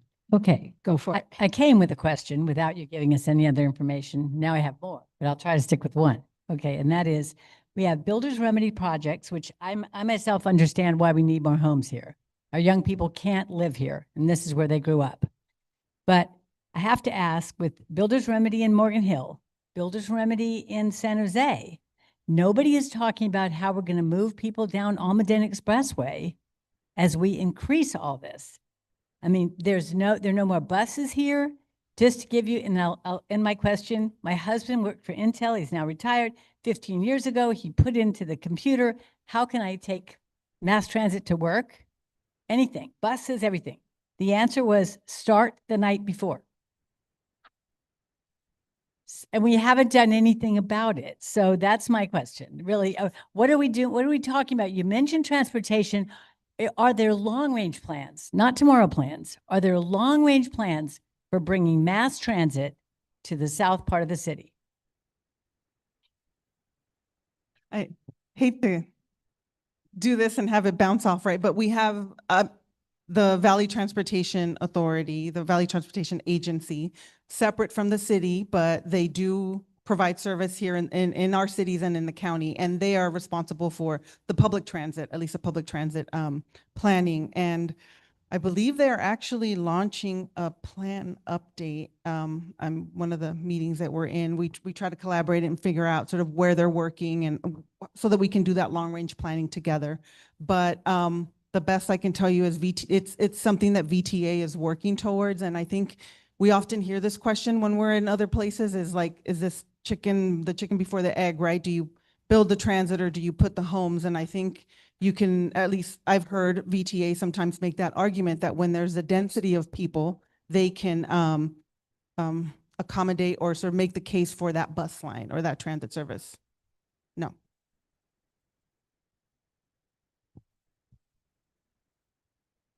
So one thing I learned at one of those public forums is that the transportation is separate than the general plan. The general plan is happening separate from transportation. They're not working together. So that answers.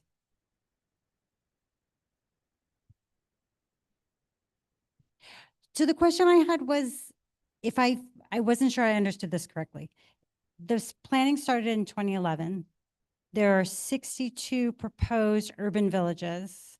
There's some number in process, some number planned, whatever. Have any been built? Is there a timeline on when some of these might be? Yeah, so we planned for 62 areas. Something to keep in mind with these are all areas with existing buildings, existing properties. So it's all what we call infill development. So it's based upon the property owner, similar to the discussion around the shopping center around here. It's up to the property owner to propose to redevelop their property. So where we have those 16 plans done, we have had, properties that have redeveloped and changed over from. So none are completely done, built out, but it was always meant to be a process that as properties chose to redevelop would be built out over, many 20, 30, 40 years. So that was how it's done. It's not one's done and then move on to the next. It's not, creating opportunities in multiple areas where growth could happen. Has there been any movement on the Cambrian Park Plaza, Pam Foley's big initiative that she did along with the road diets? Both are horrible, by the way. How do you guys like the road diets out there? Anyone like the road diets? I don't like them. But you want to have more people with road diets with less roads, no public transportation. And Cambrian Park Plaza was supposed to be this big deal that never, ever happened. But it was, sold off to another company. Tell me where you've actually created decent urban village. Is there one? Tell me. Here in Santa Clara County, I'll tell you what. County. So I think the example that people mentioned would be Santana Row, right? That would be a walkable, livable area. Okay, People want wonderful place. Yeah, nice. Tiny, traffic, horrible, expensive, boring. Do you really want another Santana Row? I had to go to the dead mother there. It was a hellscape. I'll never go back again. It was horrible. If that's what your plan is, count.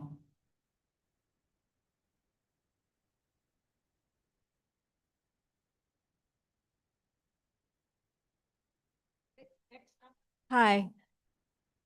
I wanted to ask a question about the SB 9 ordinance and this missing middle.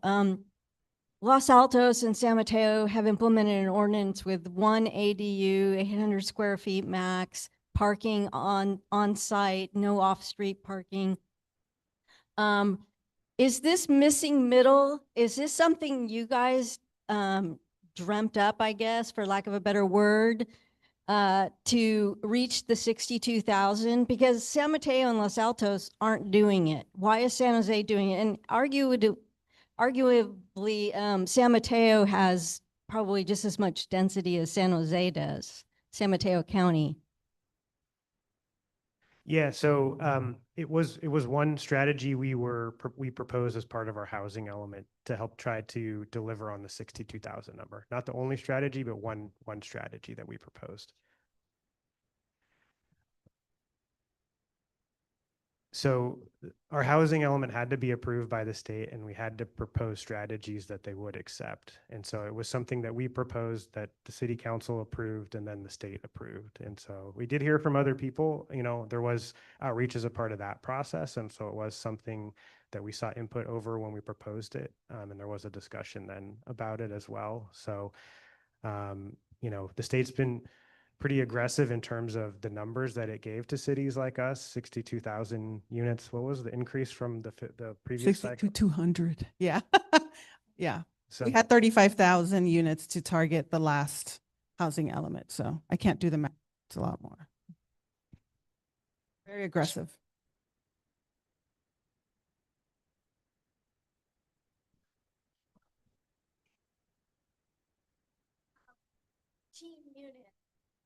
Next door to you, in your single family home. How many people want 14 units next door with no parking? How many people in Almaden? Raise your hand. Nobody wants this. Why aren't you pushing back? Why isn't the council, the mayor, the planning department, why aren't you guys going to Sacramento and pushing back on Scott Wiener? Okay, because nobody wants SB 79 here. We didn't want SB 9. We fought it when it was opportunity housing, and we still don't want it. Okay, and for good reason. Yeah, you're shoving it down our throat. Thank you.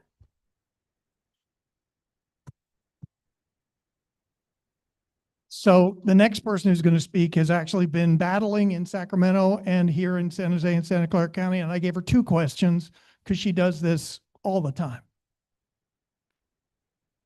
Wow, I didn't know I did. First, Jared, I want to thank you.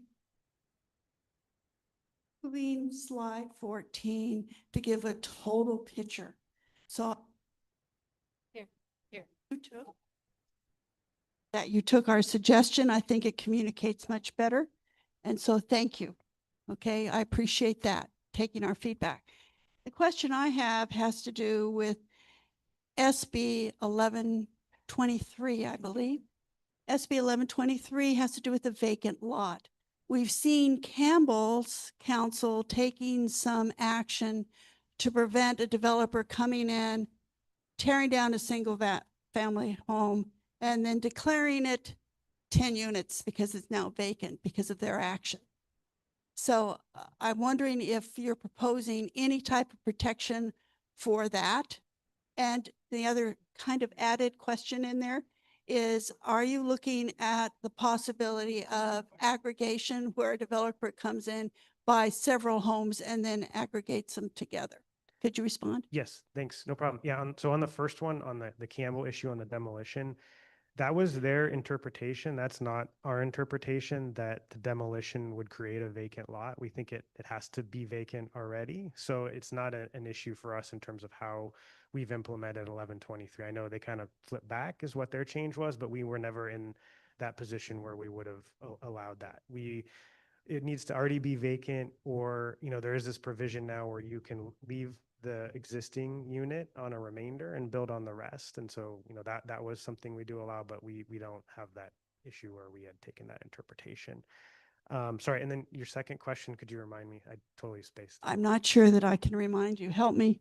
What was, oh, aggregation. Oh, aggregation. Yes, yes. That's something we're still thinking about. And we haven't decided on that yet. I think sort of leaning against that, but I think that's good, helpful feedback to understand.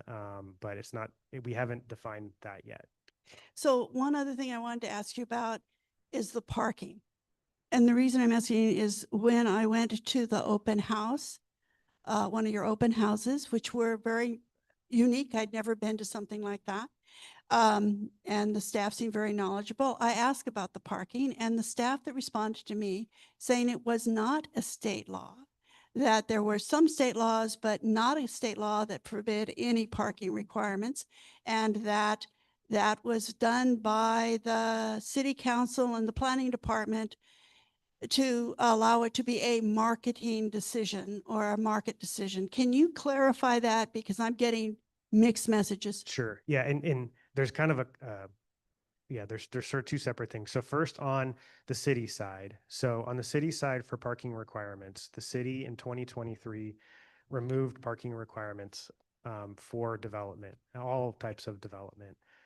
So that's where you sort of the market decision sort of piece. So for market rate housing, especially for sale housing, there is a desire for parking, especially in areas, even downtown, our development. I know there's one mentioned, that's one case across the street from City Hall. The high rise there has quite a bit of parking. So, it's really been dictated by the market. So as a part of this, we're not proposing to change that, so since it is a citywide decision that was made. We have seen where people still do build parking in those developments like the ones that I showed. Now where the state requirements do come in, so if there are affordable housing units, so if there are units in a development that are restricted to certain income categories, those developments can use state law to lower or not provide parking even further. Now, we don't have requirements, but they can utilize those. And even before we made our change, those were utilized in terms of lowering parking. For this, yes, we could choose to do that, yeah. Okay, my question is summary and then question. Who issues, I guess it seems to me that you guys are on the theoretical end of the planning department process. In other words, somebody issues a state law, the big picture.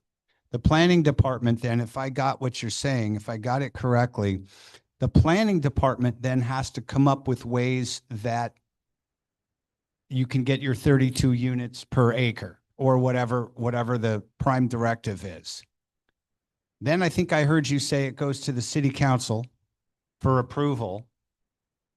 And then at some point, then it has to actually, the concept is approved. Now it has to get designed, and then it goes and gets probably submitted again to the planning department for approval. That's twice. Then it gets submitted to the building department, which could take a year to get a permit. I don't care what our mayor says. Can you kind of clarify how that process works? Because planning and building are two totally different things. And in San Jose, I think when I hear the mayor say, well, we have all these approvals, and I know as a builder what it takes to get a permit, much less a building inspection. There's some disconnect. I'm wondering if you could clarify for all of us. Thank you. So I think the question is about let's say a typical development, right? So you have a piece of land and you want to build on it. You come for, if it's typically, if it's a new building, you do need a planning permit. So it's folks like Jared and Sanhita and our teams that review plan sets and ensure that they meet our zoning ordinance, design guidelines, things like that. Usually it's a combination of those. And depending on the type of project, you either you have a community meeting or you don't. You go to a director or planning commission hearing or you don't, because there's some that are ministerial, which means staff reviews and determine they meet all the requirements and we're able to issue a permit. You have a planning permit that's issued and that says, yes, you can build 7-story, 150 unit building that looks exactly like this. The next step is for them to go to the building division. We are planning, building, and code enforcement, so we're all in four floors at City Hall. And then that's where you get your permission to build. And part of that process is also going through Public Works for grading, any street improvements. It can take a while from, your dream project to when you actually get to dig in the ground. Oh, it depends on the project. Yeah, I mean, we have single-family home additions all the way to high-rise towers, right? So it does depend on the type of project. 30,000 permits in a year, so there's a lot of variation in those. So it depends how long they take, depending on what you're trying to do. Yeah, okay, so I just want to add a couple of remarks. First of all, did you hear me talk earlier about like big block housing without parking leading to violence? Yeah, okay, you heard. So I really appreciate, Jared, that you showed us some middle housing where people could be happy and their neighbors could be happy. And you could take that 6 units and clobber it onto the lot next to my house, and maybe there would be a little more delay at the nearest stop sign. But, we could all be neighbors with like that. So I wish you well with it. I also think that maybe a setup like that could actually be entirely funded by capitalism and pay taxes. Which is the way everything should be done. And then, so I just want to really encourage that. And yeah, I think hopefully permits get streamlined. And then I appreciate that map that was color coded about planned and unplanned. And I realized it's like, oh my gosh. So basically the capitalists are building housing near the freeway because we are, auto society, like it, even though we don't want to be. We just are. And that's where the capitalists are building housing. And the Soviets are planning housing on the boulevards far from the freeways. It's like, the Soviet Union didn't turn out that well economically. So maybe as the city makes plans, you just surrender on the point that, darn it, these people are going to want to have a car. And actually, the less money they get paid to do their job, the more likely they have to do it on second shift.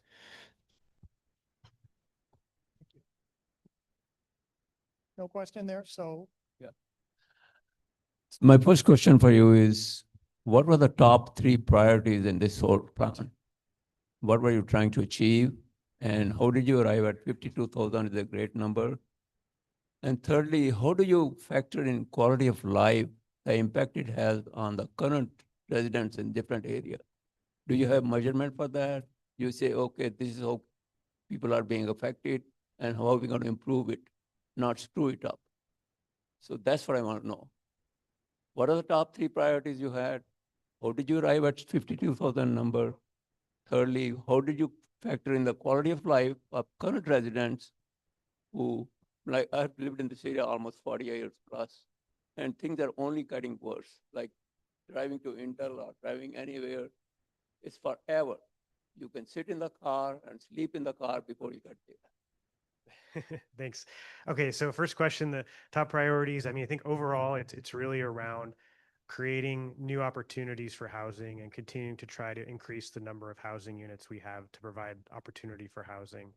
And then as far as the number of units, that's, trying to think through where we need to go past that 120,000, looking at what the state might assign to us next in terms of growth. So looking at some population growth projections and other data to try to get at that number. And then on the last, on quality of life, I think there's a number of factors. There isn't like a perfect metric. And I think it's thinking through both so present and future residents as well, thinking through how we balance all of those things. I mean, how do we provide for the people who live here and the people who will live here in the future, like our kids and our kids' kids and that kind of thing? The main thing is whatever decisions you make, what say the current residents have in making sure what the impact on them will be. Like, right now, one of the biggest issues is transit. And if you talk about light hair, if somebody was in Sunnyvale, it takes almost 2 hours to get there. So things like that, how are you fixing those rather than adding more density, more population, more traffic, more crowd? What's the solution here? I think I can answer from a planning perspective. We're thinking long-term, right? So when we think about whether or not transit can be successful, I think Ruth alluded to this chicken and egg. You need to have some density in order for transit to work. It's hard to have transit work before there is density, and you have to have ridership in a transit system that can serve those people. So I think it's hard, but I think you have to have some density and demand for that transit before you can have effective transit. So, and I think part of that is changing long-term the land use patterns, right? We have you see our map, we're a very spread out city. In areas where transit can be successful, you have populations that are closer together. And so that's why it's hard for a city like San Jose to have effective transit. It's because of how we built out in the past, how we didn't plan appropriately in terms of how we grew.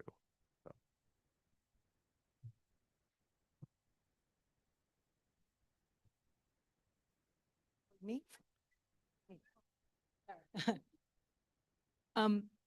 The housing is that you're addressing makes sense along the corridors, the transit lines, and maybe in the city.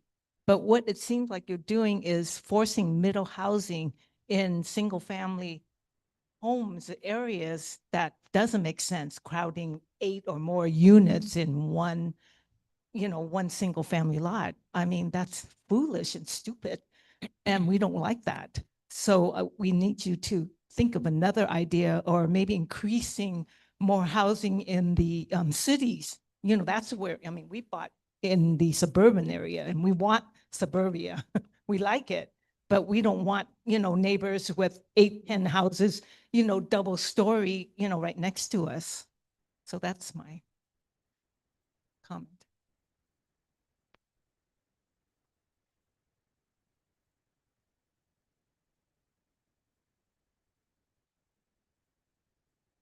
So I just had a comment. The urban villages are very similar to the UN Agenda 2030.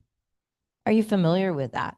Basically, it's like communism. It's socialism. You're just moving we don't have a choice as citizens of San Jose. This is not something that we ever got to vote on.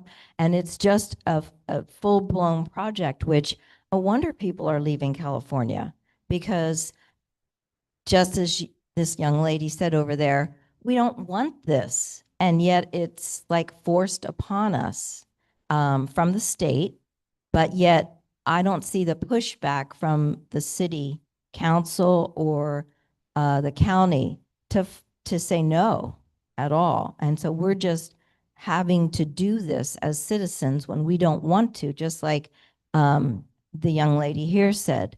We don't want to have a high density housing next to our house. And who is pushing this? You are planning it, but who is pushing it? It's a socialistic push, no individual choice. And I'm opposed, definitely opposed. Thank you.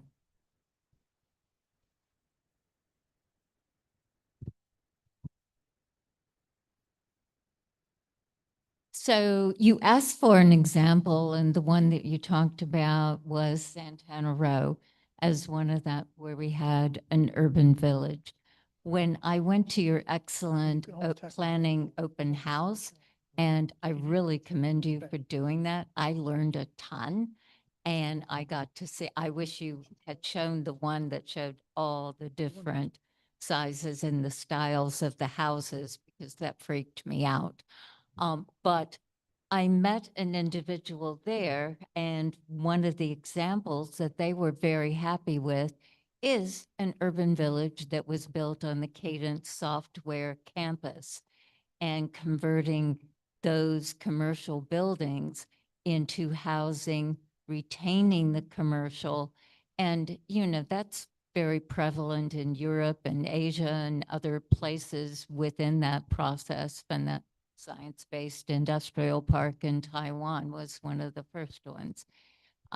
So I thank you for that as an example, and I do think it works. The question that I had was about builder's remedy. I really want us to be able to be making local decisions about our housing, about our neighborhoods in our city from that. And I'll go along with the county, but they've got to go along with us. And this builder's remedy that we got ourselves into, how do we exit that? It seems like we can never get out. Did we file the report? Are we up to date? How do we get out? Yeah, so good question. So we're already past the point, and so there's no new builder's remedy that can be submitted currently. So some of those ones are still, they're still progressing through the process. So part of the reason why we're doing this general plan review now, and why I alluded to the future housing element and getting started in 2027, is so that we are prepared and have the next housing element approved. Well, I want to be done 6 months before it's due, and not have any risk of, certified by the state 6 months before, so that there's no risk of builder's remedy to the city. So we don't want to be in that position again either. And so that's been a clear from the city council and from the city administration that we want to be well prepared for that. So we're trying to do that through this process. This is why we're going through this, is because we don't want to be put in that situation again. Hi, I've lived in our neighborhood for almost 40 years now. Kids grew up. We do a lot of walking around the neighborhood. In fact, when I drive around to other places, I see a lot of neighbors just walking up and down the streets, getting their exercises. I see a lot of children playing in the middle of the streets, ball games or having fun. And the idea of having some sort of mini apartment building next to us or embedded in the neighborhood seems to be, to me, a very serious security issue for our children and community. And I'm just wondering how that factored into your thinking. And honestly, can you answer the question, would you or anyone on the planning commission want that sort of building next to you? Or is this something that's being developed for the other people, but you're not going to be imposing that sort of building structure in your own neighborhoods? Can you elaborate what you mean about security? I mean that there's going to be more congestion, more cars, more people, and that's a security measure, especially if you have 10 units on a single area that used to house a single family structure. You're going to have people of probably less economic means, and you're going to change the whole community aura. And you can't go backwards. That's the thing. This is a permanent change. You can't go backwards. And I'm wondering what you're thinking about the security and safety. That's a primary concern. So would you want that next to your house? Yeah, so so on the first question, you know, I think these are other potential residents that would be people that are living in those units. So I live in a single family neighborhood, so this would be, I live in San Jose, so I would be subject to this as well. So you know, I'm fortunate to have that situation in the city, but I probably couldn't have that situation if it wasn't for help from my family. So I think, you know, trying to plan for opportunities for you know, my kids and my kids' kids to have that opportunity, to have some type of home ownership or some type of opportunity to live in the city where they grew up is important. So I think, you know, well, we are trying to design it in a way that fits into the community. So it's not large apartments along a commercial street. It's designed to be something that looks similar. So having the same close setbacks of the buildings, you know, having things that make it look as though it fits into the neighborhood. It's not meant to be, you know, 4 or 5 stories. It's meant to be 2 or 3 stories, similar to what can already be built in the neighborhood. So.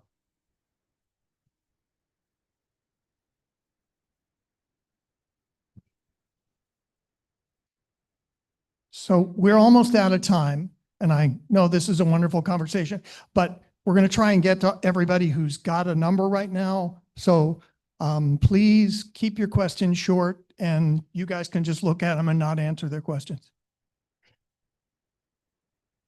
I want to thank you. I asked an earlier question, and I know you're here late on a weeknight working. So a lot of these state bills or housing bills that we're talking about in the general plan, but what bills are we tracking for jobs? What are the state jobs bills? Because a lot of companies are leaving California. All right, they're using AI to do their financials, and they're looking at it going, we can't do business here anymore. It's too expensive. The taxes are too high, right? And the same thing's happening for homeowners because our cost of living here just keeps going up with the taxes and the schools and the measures and blah, blah, blah, right? Keeps going up. It's not becoming more affordable, and it's not going to be more affordable for the missing middle. So, and maybe you don't know the answer to this, but what are the state jobs bills that go with? Yeah, no, it's a fair question. You know, I think it's something that the city is concerned with, especially preserving land for jobs. A big concern that we had with SB 79, one of several, is that it would convert, you know, commercial and especially industrial lands to be housing, where we feel like there are cases where we have employment lands that should be protected from being converted to housing, because we need to improve that jobs to housing balance. So.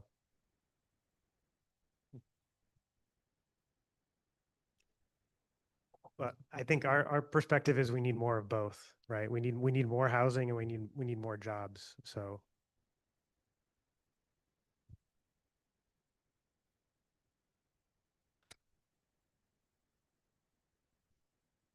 I have a question about Diridon Center and Google City. What it was called was a big part of the plans a few years ago.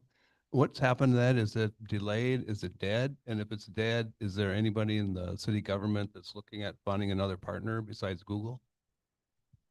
So it's Downtown West is what you're referring to around Diridon Station. Right. So there's a development agreement that occurred between Google and the city. They've not pursued any development under that agreement. They do own those properties. It's something we're tracking very closely. It was a big plan or part of our plan in order to grow that area, provide more jobs and housing there. It's not dead as far as I know, but there's also not anything happening yet with it. Hi, Jared. I was wondering, well, let me just say, first of all, are you familiar with the Eden neighborhood since you worked with? Yes. Yeah. There is a home there, and that's all single family ranch style homes, very nice homes. I drove by a new housing development there, and the property or the building, the house was going to be, you know, like 3 feet from the lot line, and it's 2-story. I mean, it's a huge house. It's not like one of these mega houses that they built lately, but it's huge. And I can only think that was gotten through by the builder's remedy, which you said has now been shut off, right? Pretty much shut off? Yes, we don't have any new applications. coming Okay, in. and you have nothing in the pipeline? There are a few that are still still under pending, review. yeah. They kind of came in when they could, and we've been evaluating them. Okay, well, I'll just say it looks awful. I mean, it's twice the size of the other homes. It just doesn't even fit. So anyway. Oh, I just want to say that all these bills are started in either the state Senate or the state Assembly. So you do have a voice and you do have a choice because your assembly people that you're voting for are voting this stuff in. So if you want to see a change and you want to have more local control over what happens to your own neighborhood, pick the right candidates to vote for. It really does make a difference. People who will stand up for local communities and for your rights. The second point I want to make as a real estate broker, I am surprised that there's not been a major lawsuit against the state of California. Say you bought a house for $2 million in San Jose and all of a sudden a 14-plex pops up next to you, diminishing your property value. I'm surprised they're able to do this without having to compensate some of these property owners who are probably pretty upset about something like that happen. And I've heard a lot of stories about that. And the third thing I want to say is I've lived in Almaden Valley for 10 years. I recently moved to Morgan Hill to get less congestion, all that. All of a sudden, all around me are popping up these huge housing developments all over my neighborhood. And I have a 2.5-acre property with giant housing developments coming in right down the street. And as a result, Highway 101 is so backed up starting at 2 o'clock in the afternoon, you cannot even get from San Jose to Morgan Hill. Is the state required to provide any infrastructure for all this building that they're requiring the different cities to do? They should widen 101 and make a 4th lane there so people can get back and forth from San Jose down to Morgan Hill. Or is that all on the county and the city to provide the money that it costs for the infrastructure for all this new stuff coming in? Yeah, there's no sort of guaranteed pot of funding. I think the state does have some grant programs for specific types of development, but I understand your sentiment, right? This push for more housing, and yet we also need money as a city. We talked about the budget earlier today. Yeah. Last question. Thanks. So that partially almost addresses the question I was going to ask. And, you know, I mean, you're hearing about all the things that people are fearing will happen, you know, a big thing popping up right in the middle of a single family neighborhood like most of us live in. How much of that, I mean, if you have some general idea of how much of that is already happening, how much do you see is happening? Is it really that as, I don't know, rapacious as what you're describing is going on down there? How much do you see in San Jose? And does it happening only in certain areas predominantly? Or, you know, give us a sense of that. Yeah, so I don't know the specific development he's talking about. We do, you know, in terms of what we currently allow single family to be built in neighborhoods, it already probably exceeds what's currently on the site. Like I know for my neighborhood, houses that can be rebuilt, the size of house that's already allowed is much more substantial than, you know, some of the houses that were built in the 60s or 70s or 50s. to kind of get at your question another way too. So I think, looking at examples, some other cities have done similar things to what we're proposing in California. So Sacramento, as well as Berkeley have done similar things. Sacramento, probably a good, at least somewhat example, allowing missing middle housing. They've had, I think, 35 applications in the couple of years that they've done it. So, it's not something that would have an immediate overnight change in terms of the number of new development we've seen. It's been similar in terms of SB 9. We've had a handful that have happened. We've had some lot splits. We've had some conversions of single family to duplex, but less than 10 a year, less than that really. So in terms of uptake, it's really up to the property owner to decide, or people could even decide to redevelop their single family home. But it would be, if this does move forward, it would be gradual that it would change most likely. So.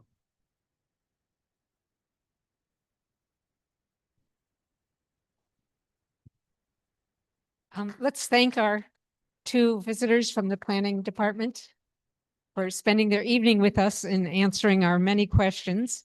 Do you want to wrap things up, Michelle? All right, thank you. Thank you, everyone.